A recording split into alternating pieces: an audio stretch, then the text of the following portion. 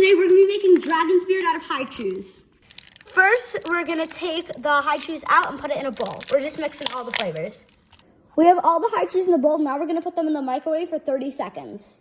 Now we have this big blob of Hi-Chews. Now we're gonna put some cornstarch on a tray.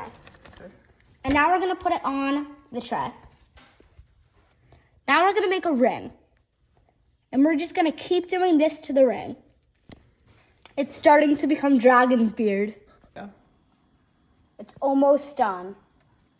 And we have Dragon's Beard. And now it's perfect Dragon's Beard.